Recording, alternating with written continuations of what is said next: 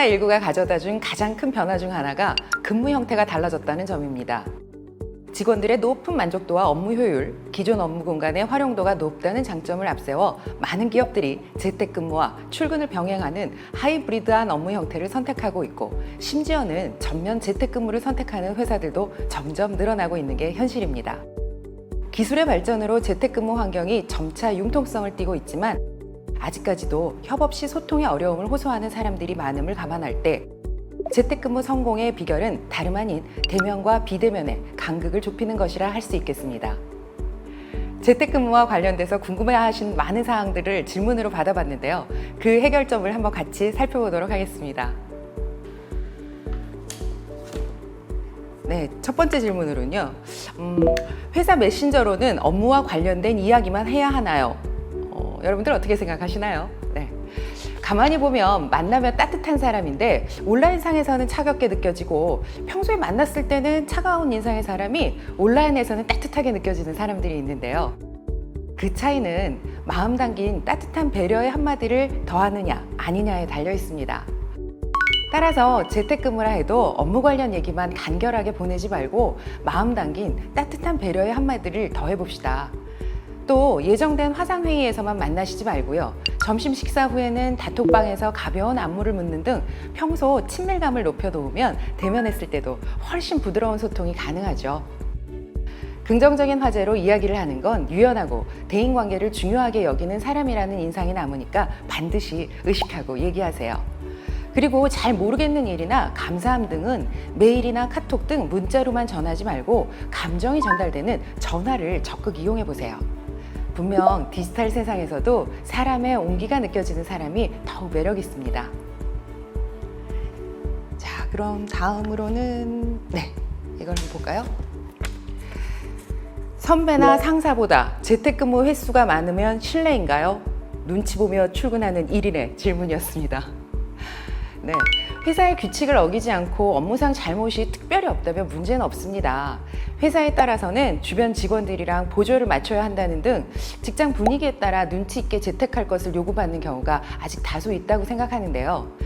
다만 왜 지금 재택근무를 하는지 그 이유부터 생각해 보시고요.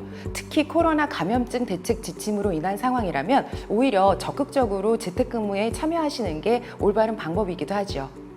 자, 다음으로는 이 질문이 좋습니다. 거래처 회사가 재택근무일 때 갑자기 핸드폰으로 전화하는 건 잘못된 매너인가요?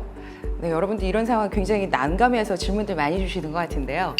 재택근무 중에 업무 관련 일 처리는 채팅 등 텍스트 베이스로 행하는 일이 늘었죠. 그 상황에서 핸드폰으로 전화가 오면 이거는 이 사람은 채팅으로 족하지 않나? 라는 감각을 가지는 사람들도 늘고 있는 게 현실입니다. 따라서 대답을 재촉하는 내용 이외에는 메일이나 채팅으로 해결하는 것이 뉴 노멀 시대, 뉴 비즈니스 매너로 자리 잡았고요. 다만 상대방의 핸드폰 번호를 알고 있다면 전화를 걸어도 실례는 아니고, 긴급도가 높은 용건은 양해 없이 전화해도 괜찮습니다. 복잡하게 얽힌 의논 등으로 직접 이야기하고 싶을 때는 전화해도 괜찮습니까? 라고 미리 통화 여부를 물어보고 나서 연락을 하시면 센스 있습니다. 자, 다음으로는 여러분들 질문이 정말 많으신 것 같아요. 재택근무 중에 즉각 답신하지 않으면 회사에서 그리고 사람들이 게으름 피운다고 생각할까요? 여러분들 되게 고민되시죠? 집에서 근무를 하게 되면 택배를 받는 상황도 생기고요. 또 집에서 아이가 같이 있는 경우에는 이런 돌발 상황들이 종종 발생합니다. 점심시간도 휴식시간도 각각 다르고요.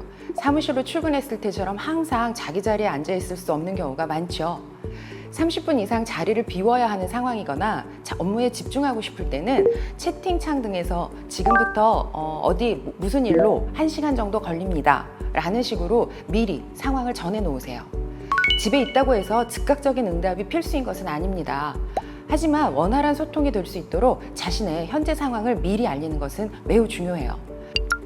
요즘 슬랙과 같은 재택 업무를 원활하게 하기 위한 툴들이 많이 나와 있죠. 이런 걸 사용하신다면 공석 중, 런치 중 이런 식의 사전 알림으로 전환할 수 있는 기능을 적극적으로 활용해 보도록 하세요. 자, 다음 질문으로는 상대 기업이 재택근무일 때 설날이나 추석 같은 명절 선물은 보내지 않아도 괜찮겠죠? 여러분들 고민 많이 되시겠죠? 네. 회사에 사람이 없다고 해서 지금까지 빠지지 않고 선물하던 습관을 갑자기 그만둬 버리면 그 뒤로 그 거래처와 만났을 때 소원해져 버릴 가능성이 높습니다. 배송이 늦어져도 지장이 없는 며칠이고 이렇게 보존할 수 있는 선물로 감사의 마음을 전하시는 게 센스 있죠. 예를 들어 낱개 포장에 티백이라든지 드립커피라든지 입욕제 같은 것들이 섞어 담은 것, 모두들 같이 이렇게 나눠서 사용할 수 있고 더욱 재택근무를 한다면 집에서도 즐길 수 있는 아이템을 선물하면 훨씬 더 기억에 남으실 수 있습니다. 다음으로는 이거 한번 볼까요? 출근했더니 재택 중인 후배가 잡무를 부탁하는데 이거 어떻게 받아들여야 할까요? 라는 질문이 들어왔습니다. 후배로부터의 부탁이 빈번해서 선배 자신의 업무에 지장을 받을 정도라면 한마디 충고를 해도 괜찮습니다. 다만 후배가 확진자이거나 아니면 밀접 접촉자였거나 고령의 가족이나 아이를 돌봐야 하는 등 코로나로 인한 여러 변수 등으로 부득이하게 출근하기 어려운 사정이 있는 경우도 있습니다. 무조건 충고하는 것이 아니라 상대방의 이야기나 놓인 상황에 대한 배려도 필요합니다. 예를 들어 우편물의 정리나 반출 불가 자료 정리 등 출근하지 않으면 할 수 없는 작업은 그때 출근해 있는 사람이 교대로 대처합시다. 그 대신 재택근무 중인 직원에게는 자택에서도 할 수 있는 작업을 할당하는 등 유연하게 대처를 하는 것이 새로운 근무 형태에 적응하는 가장 좋은 방법입니다.